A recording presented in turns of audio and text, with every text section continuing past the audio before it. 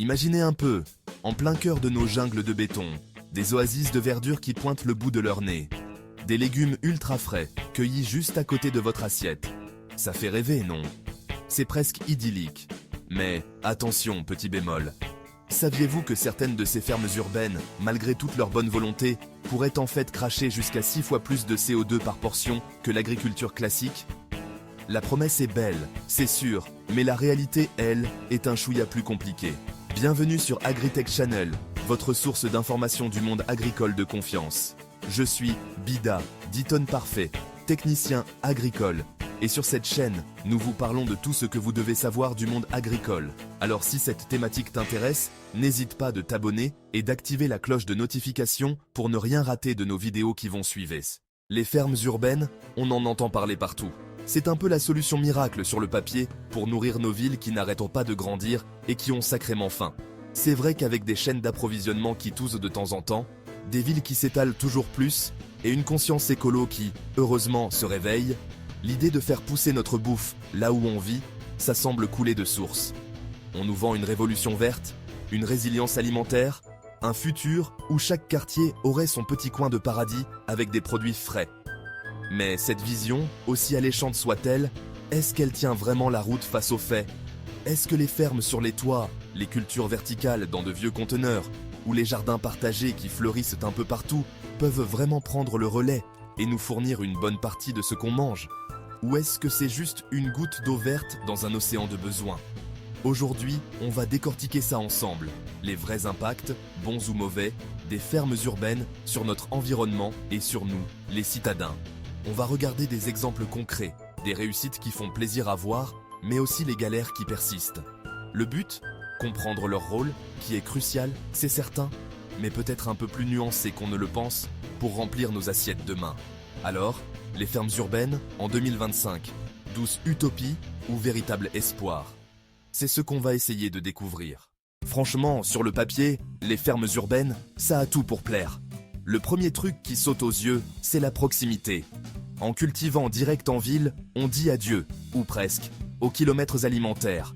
Moins de transport, c'est moins de gaz à effet de serre, moins de camions sur les routes, et des produits qui débarquent dans nos assiettes avec une fraîcheur imbattable. Et cette proximité, ça aiderait aussi à garder un max de vitamines et de nutriments qui ont tendance à se faire la malle avec le temps de transport et de stockage.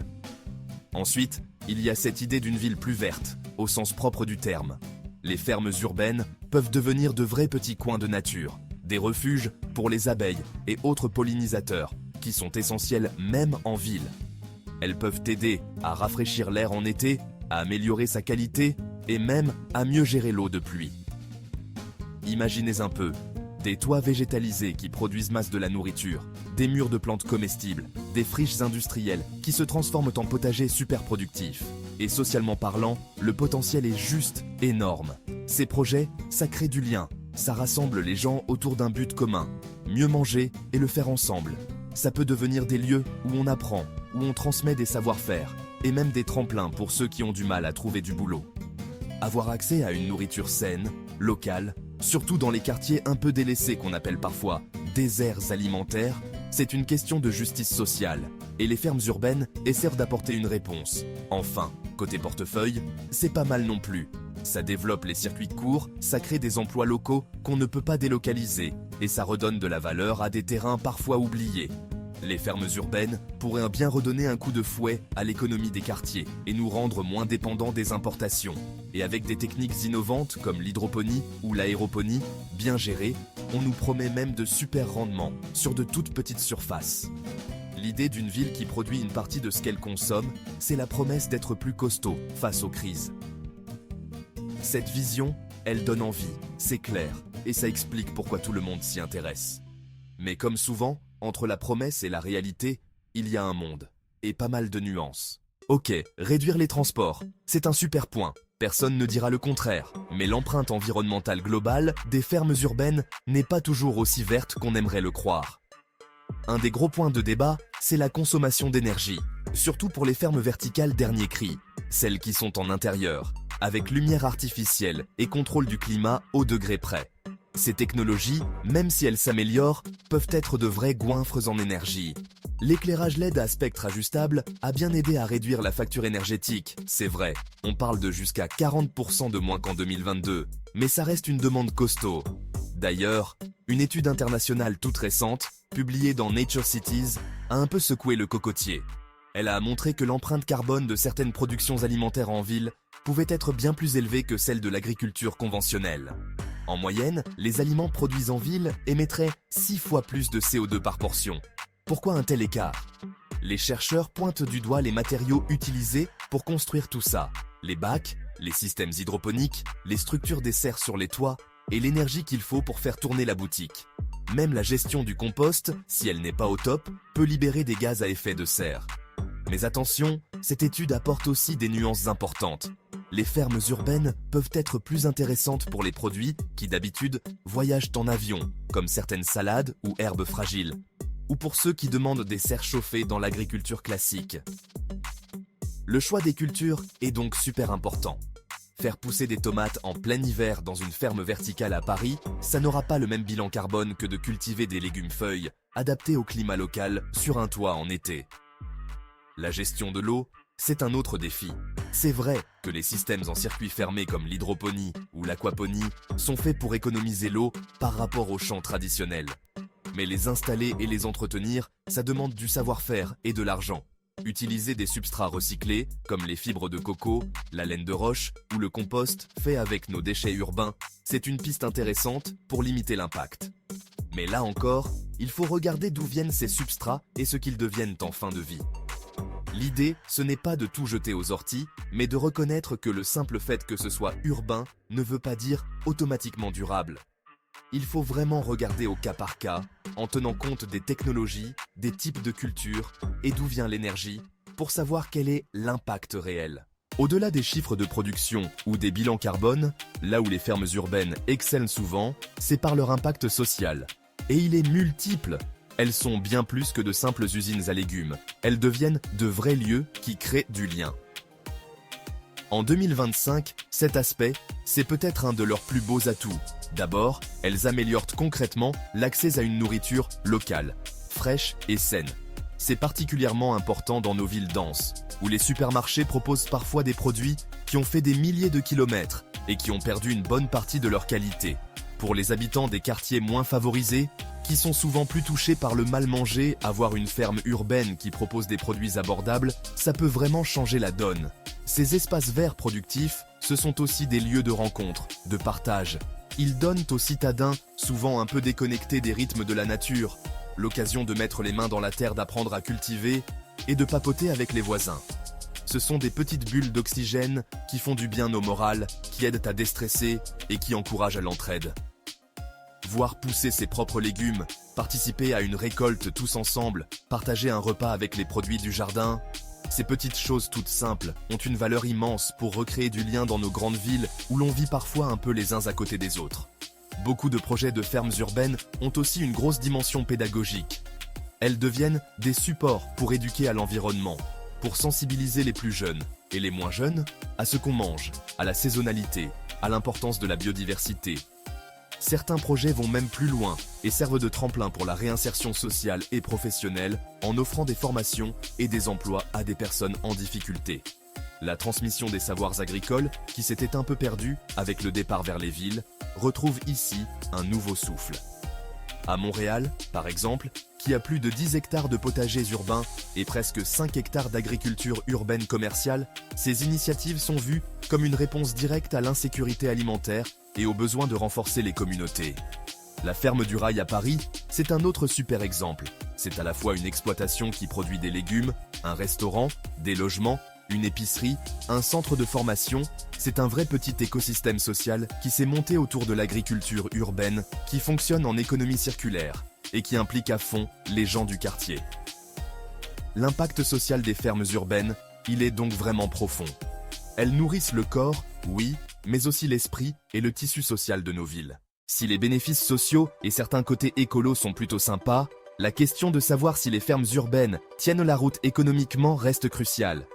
Est-ce qu'elles peuvent vraiment être rentables et devenir une filière économique solide en 2025 ?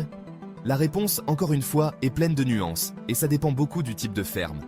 D'un côté, c'est vrai, les fermes urbaines peuvent créer des emplois sur place et booster l'économie du quartier. Elles poussent au circuit court, ce qui peut vouloir dire de meilleures marges pour les producteurs, moins d'intermédiaires et des prix peut-être plus justes pour nous, les consommateurs. Redonner vie à des espaces urbains inutilisés, comme des toits plats ou des terrains vagues, ça peut aussi être une bonne affaire pour les villes et les proprios.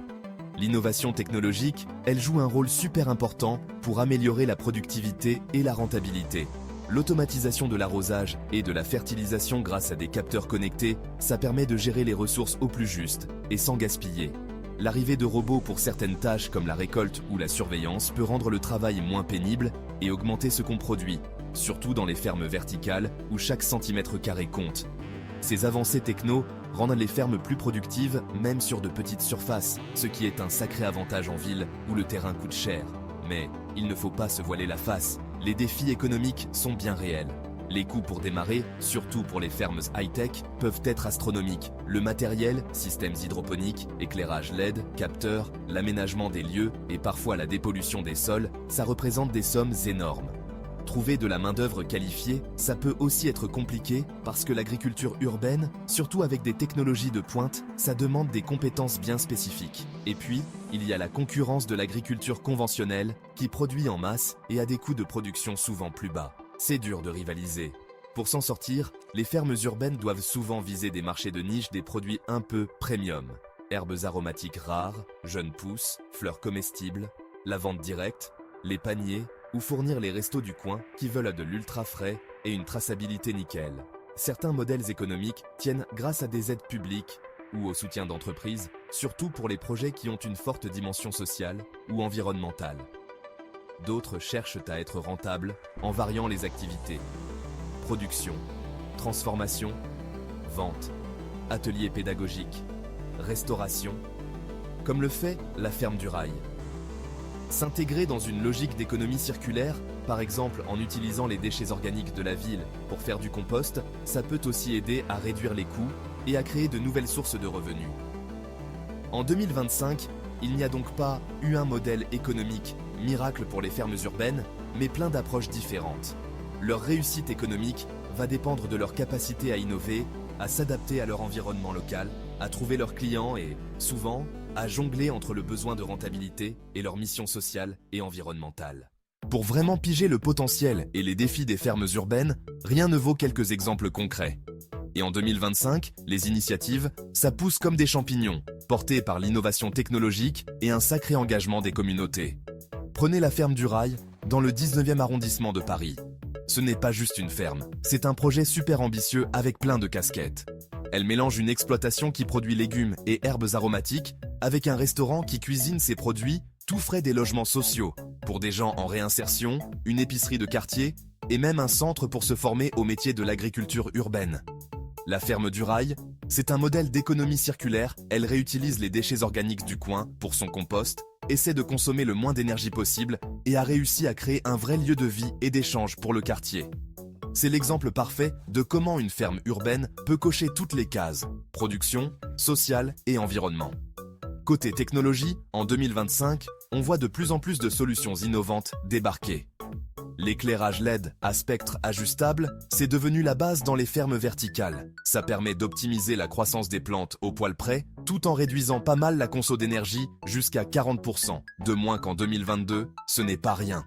L'automatisation de l'arrosage et de la fertilisation, gérée par des capteurs connectés, assure une utilisation au millimètre de l'eau et des nutriments, ce qui évite le gâchis et booste les rendements. L'utilisation de substrats recyclés, ça cartonne aussi. Fibres de coco, laine de roche qu'on peut réutiliser, et surtout le compost fait à partir des biodéchets de la ville, on les voit de plus en plus. Ça limite l'impact sur l'environnement lié à l'extraction de la tourbe, et ça rentre bien dans une logique d'économie circulaire. Et même si ça peut paraître un peu science-fiction, l'arrivée de robots pour les tâches répétitives comme la récolte de certains légumes ou la surveillance des cultures, ça commence à devenir une réalité. Ça rend le travail moins dur et ça augmente la productivité sur des petites surfaces. Ailleurs dans le monde, des villes comme Montréal se démarquent par leur énergie. La métropole québécoise a déjà plus de 10 hectares de potagers urbains gérés par les habitants et presque 5 hectares consacrés à l'agriculture urbaine commerciale. Ces initiatives, qu'elles soient portées par des communautés ou qu'elles aient un but commercial, répondent à une envie de plus en plus forte de produits locaux, mais aussi à des inquiétudes sur la sécurité alimentaire, la hausse des prix et le besoin de rendre nos villes plus solides face aux coups durs économiques ou climatiques. Ces exemples, et il y en a plein d'autres, montrent que l'agriculture urbaine, c'est un domaine qui bouillonne. Que ce soit des projets sociaux exemplaires ou des vitrines technologiques, ils esquissent les contours d'une agriculture réinventée au plus près de nous, les consommateurs. On arrive maintenant à la question, celle du titre Les fermes urbaines. En 2025, est-ce qu'elles peuvent vraiment nourrir nos villes? Pour être tout à fait honnête, la réponse, ce n'est pas un simple oui ou non. C'est une question d'échelle, d'ambition et de ce qu'on entend par nourrir. Si on imagine remplacer complètement l'agriculture traditionnelle et rendre nos grandes métropoles totalement autonomes en nourriture, la réponse est très probablement non. En tout cas, pas avec les surfaces et les technologies qu'on a aujourd'hui. Les besoins alimentaires d'une ville avec des millions d'habitants, c'est juste gigantesque. La FAO, c'est l'Organisation des Nations Unies pour l'alimentation et l'agriculture, estime qu'un mètre carré d'agriculture urbaine bien gérée peut donner jusqu'à 20 kg de nourriture par an. C'est un chiffre impressionnant pour une si petite surface, mais si on rapporte ça à ce que mange toute une population urbaine sur un an, il faudrait des étendues cultivées en ville, bien au-delà de ce qui est réaliste ou même souhaitable, si on pense à l'aménagement de nos cités. Par contre, si on voit les fermes urbaines comme un complément, alors là, la réponse devient beaucoup plus optimiste. Elles peuvent clairement apporter leur pierre à l'édifice pour certains types de produits, les légumes-feuilles, salades, épinards, les herbes aromatiques, les tomates, les concombres, les petits fruits. Tous ces aliments frais, pleins de bonnes choses et dont la qualité se dégrade vite avec le transport. En rapprochant la production du consommateur, on garde un maximum de ses bienfaits nutritionnels.